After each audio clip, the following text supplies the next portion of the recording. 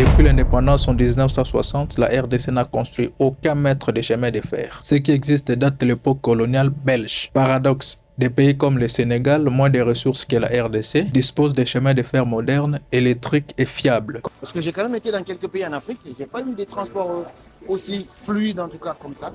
Et on va voir ça ensemble.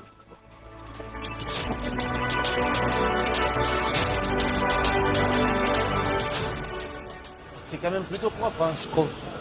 Vraiment très propre, très clean. Ça me rappelle un seul pays pour l'instant en Afrique, c'est le Maroc. Le Maroc. Franchement, je viens de la France. C'est exactement comme ça qu'on a quand tu vas à la gare. On a des trucs, des tableaux comme ça. Et moi, je trouve que c'est ça le but aussi, entre guillemets, de sortir. On a des dirigeants qui ont étudié à l'étranger, qui ont voyagé, qui ont été aux États-Unis, en France. Le secret de la réussite, c'est quoi? Pour changer un pays, tu fais de la modélisation. Tu as été aux États-Unis, tu as vu comment ça marche, c'est extraordinaire. Bah, tu viens, tu reproduis pareil chez toi, peut-être même en x2. Mais dans certains pays, on a l'impression que les gens, ils n'ont pas bougé, alors qu'ils ont bougé. Mais l'intérêt collectif ne prime pas sur l'intérêt personnel. Et ça, c'est un petit peu dommage. Il a son chemin à lui, il n'y a pas d'embouteillage ni rien. Et c'est fluide. Et ça, c'est hyper important.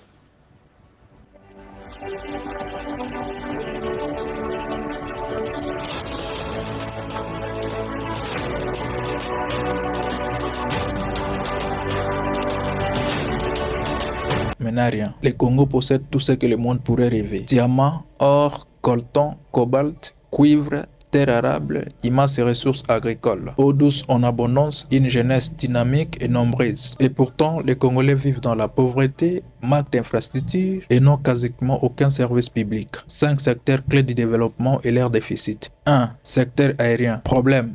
Aujourd'hui, la RDC n'a pas d'avion national.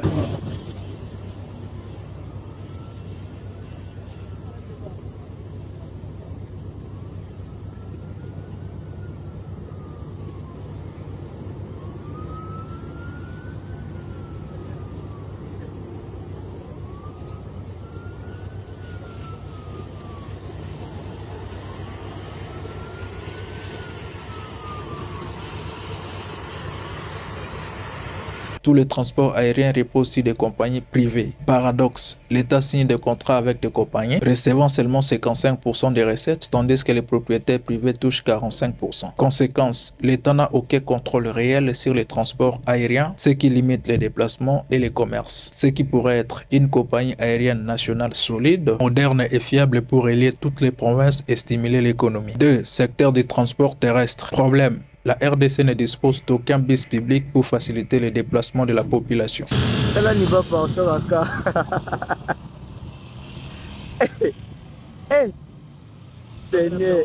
Seules des compagnies privées exploitent des bus qui font des demi-terrains. Paradoxe.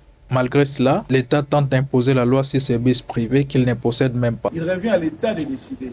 C'est pas parce que Yozumu Tukano, tu as pris ton véhicule, tu as mis à la disposition du transport et c'est toi qui vas dicter la loi. Vous voyez? Ce domaine-là reste une matière réservée, vous voyez, de la compétence de l'hôtel de ville de Kinshasa. La tarification ou les tarifs relatifs au transport en commun. Donc, nous demandons aux Kinois de s'apaiser et de vaquer librement leur occupation. La police est là, l'armée pourra venir en appoint s'il y aura justement des gens qui pourront s'évertuer à créer les désordres. Parce que nous pensons que c'est une tentative de rébellion.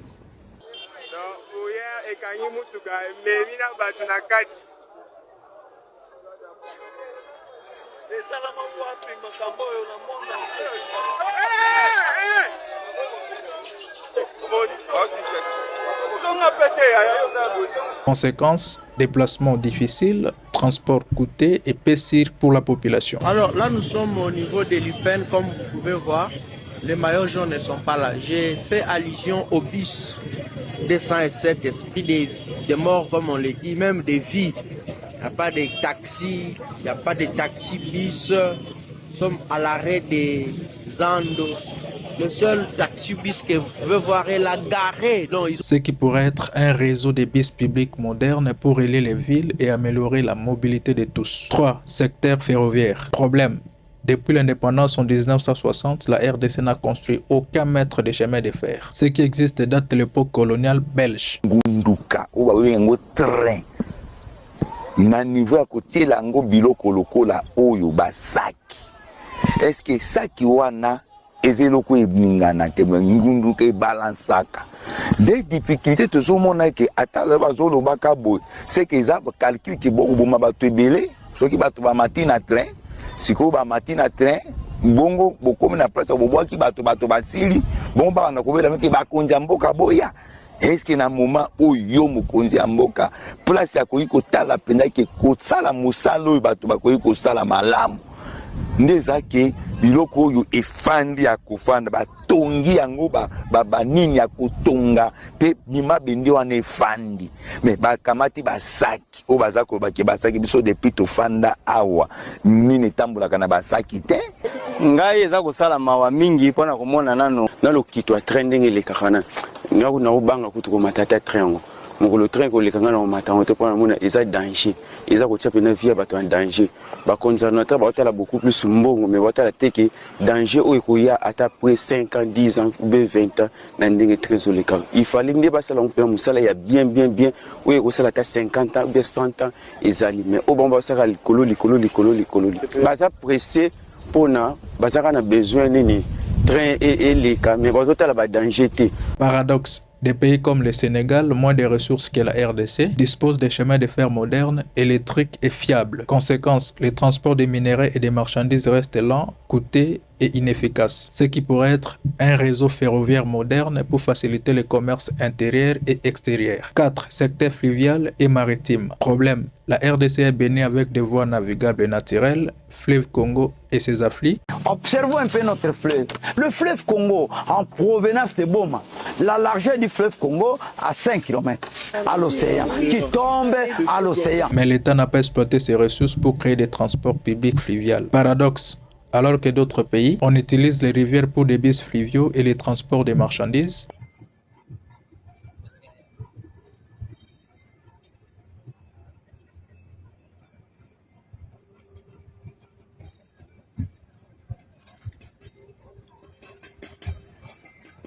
En RDC, il n'existe aucun service public fluvial et l'État continue de détourner l'argent prévu pour les infrastructures.